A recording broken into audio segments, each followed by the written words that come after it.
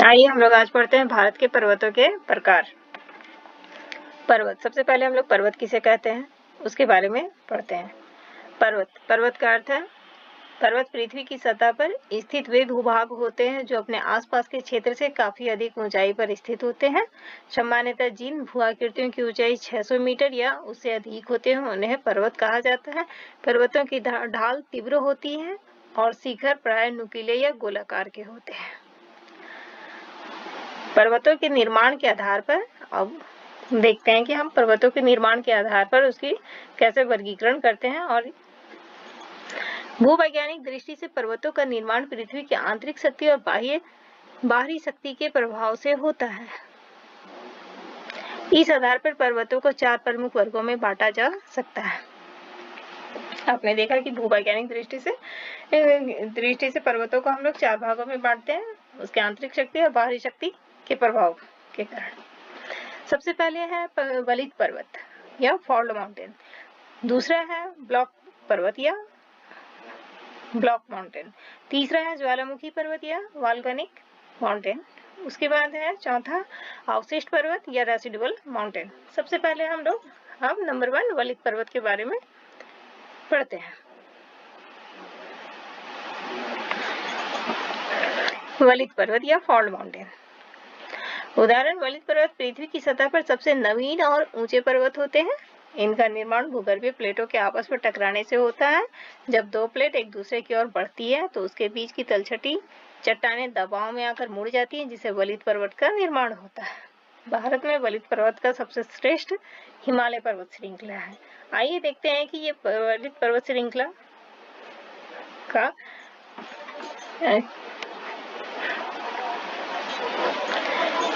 के बारे में। ये देखिए, ये भारतीय प्लेट है और ये भारतीय प्लेट है और ये यूरेशियन प्लेट है। ये दोनों प्लेट एक दूसरे की ओर बढ़ते हैं और आपस में टकराते हैं। टकराने के बाद इंडियन प्लेट नीचे की ओर चली गई है। यहाँ पे आप देख सकते हैं कि इंडियन प्लेट नीचे की ओर गई हुई है और ये भारतीय प्लेट है, ये भारतीय प्लेट है और ये यूरेशियन प्लेट है और ये भारतीय प्लेट है। यहाँ पे ये दोनों आपस में टकरा रहे हैं और टकराने के बाद यहाँ पे आप देख सकते हैं अच्छे से कि इंडियन प्लेट नीचे की ओर जा रही है, इंडियन प्लेट नीचे की ओर जाती हुई है और ये यूरेशियन प्लेट जो ऊपर में है ये फोल्ड हो रहे हैं। प्रेशर पड़ने की वजह से यहाँ पे ये फोल्ड हो रहे हैं, ऐसे फोल्ड हो करके मुड़ जा रहे हैं यहाँ पे, जो कि पर्वत की तरह निर्माण कर रहे हैं, पर्वत का निर्माण कर रहे हैं। इसीलिए इसे वलित पर्वत या फॉल्ड माउंटेन कहते हैं। यहाँ पे इसके डायग्राम्स बने हुए हैं। अब उसके बाद हम लोग देखते हैं ब्लॉक माउंटेन।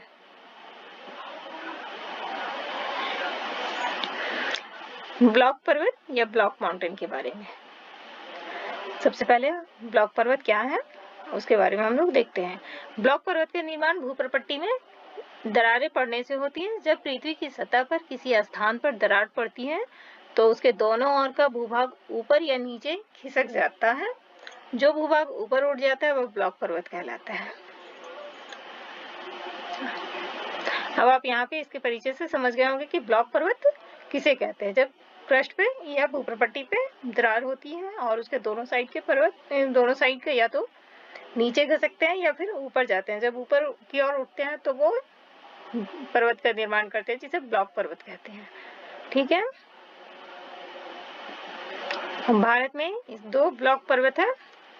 भारत में जो ब्लॉक पर्वत है मुख्य रूप से सतपुड़ा पर्वत और विंध्याचल पर्वत, ये इसके 2 सबसे मुख्य उदाहरण हैं। भारत में ब्लॉक पर्वत के सबसे 2 मुख्य उदाहरण हैं, सतपुड़ा पर्वत और विंध्याचल या विंध्य पर्वत श्रृंखला। ब्लॉक पर्वत के बारे में हम लोग देख रहे हैं। भारत में ब्लॉक पर्वत के प्रमुख उदाहरण है सतपुड़ा पर्वत श्रृंखला और विंध्य पर्वत श्रृंखला। आइए हम इसके बारे में समझते हैं और अधिक बेहतर तरीके से। ब्लॉक पर्वत, ये देखिए भारतीय भूप्रपट्टी में दरारें पड़ने की वजह से इस साइड के पार्ट ऊपर उठ गए और इधर के भी पार्ट ऊपर उठे हुए हैं, जो कि माउंटेन का रूप लिया हुआ है। तो ये अपर लिफ्टेड हुआ है यहाँ पे भी और यहाँ पे भी, जिसके कारण यहाँ पे ब्लॉक माउंटेन का निर्माण हुआ है। यहाँ पे और बेहतर ढंग से समझ सकते हैं कि ये देखिए दरारें, ऊपर पट्टी पे दरारें पड़ने की वजह से ये भाग ऊपर उठ गया है, ये नीचे की हो और ये ऊपर हो जाने के बाद तो इस तरह से हमारी विंध्याचल पर्वत श्रृंखला और सतपुड़ा पर्वत श्रृंखला का निर्माण हुआ है। ये यही हमारे इसी टाइप के पर्वत श्रृंखला ही ब्लॉक माउंटेन का निर्माण करते हैं। आइए अब हम लोग पढ़ते हैं, लिखते हैं ज्वालामुखी पर्वत या वॉल्केनिक पर्वत माउंटेन के बारे में। सबसे पहले उसका परिचय देखते हैं। ज्वालामुखी पर्वतों का निर्माण ज्वालामुखी विस्फोट से होता है। जब पृथ्वी के अंदर से लावा बाहर निकलकर ठंडा हो जाता है तो धीरे धीरे पर्वत का रूप ले लेता है। जब पृथ्वी का जो अंदर की सबसे गर्म लावा जो मॉल्टन रूप में होती हैं वो विस्फोट होकर के बाहर निकलती हैं और जब यहाँ की टेम्परेचर कम होने की वजह से धीरे धीरे वो ठंडा होती चली जाती हैं तो वो पर्वत का रूप वो सॉलिड हो जाता है, वो कठोर होता चला जाता है और पर्वत का रूप ले लेता है, जिसे ज्वालामुखी विस्फोट ज्वालामुखी पर्वत या वॉल्केनिक माउंटेन कहते हैं। भारत में ज्वालामुखी पर्वत के बारे में पढ़ते हैं। भारत में ज्वालामुखी पर्वत बहुत कम संख्या में पाए जाते हैं। प्रमुख उदाहरण है अंडमान और निकोबार द्वीप समूह और दूसरा है बैरन द्वीप, जो भारत का एकमात्र सक्रिय ज्वालामुखी पर्वत है। देखिए इस डायग्राम से अब हम लोग और अधिक समझने की कोशिश करते हैं। ये धरातल के नीचे में जो गर्म मॉल्टन रूप में है मैग्मा, यहाँ पे ये पिघली हुई अवस्था में है और काफी अधिक गर्म है।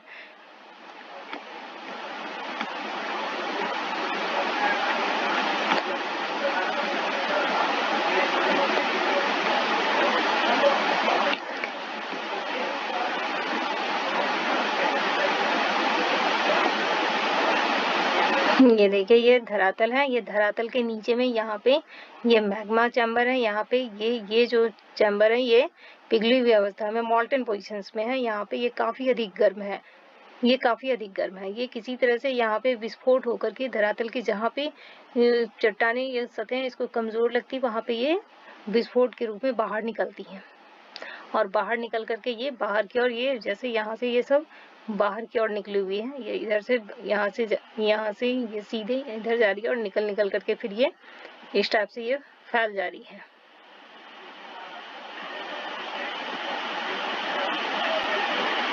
ये फैली हुई है तो ये यहाँ पे इसके सहायक छिद्र हैं, जिधर से ये निकल सकते हैं, ये इसके सहायक छिद्र हैं, ये साइड वेंट जिसको कहते हैं। और दूसरा है ये देखिए ये जो है ये इसका मेन वेंट और यहाँ से ये निकल रही है, ये बीच में यहाँ पे निकल करके यहाँ पे गड्ढे के रूप में बना देती है जिसे कि क्रेटर कहते हैं।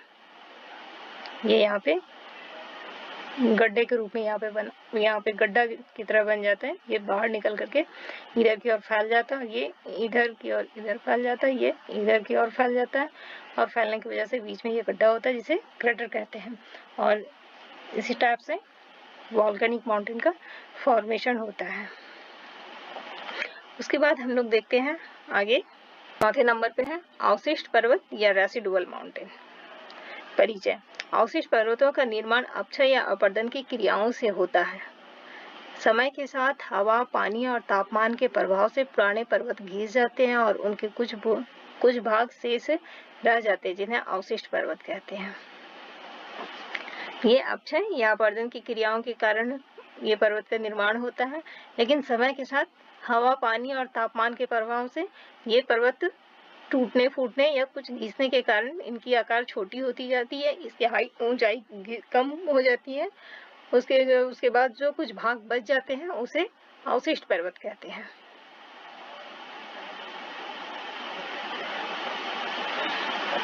भारत में अवशिष्ट पर्वत अरावली पर्वत है, राजमहल की पहाड़ियां हैं, जैसे ये अरावली पर्वत, राजमहल की पहाड़ियां और नीलगिरी पहाड़ियां अवशिष्ट पर्वत के उदाहरण है। अरावली पर्वत ये हमारा राजस्थान में है, राजमहल की पहाड़ियां झारखंड में और नीलगिरी जो दो घाटों के मिलने के बाद तीन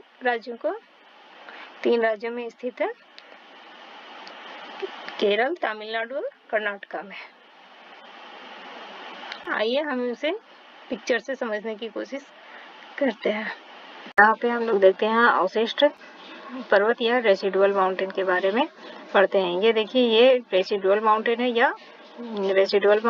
या अवशिष्ट पर्वत है। ये इन पर्वतों से बारिश हवा के से जो मुलायम पर्वत थे, चट्टान थे, वो कट करके इधर बाहर की ओर ये निकल गए।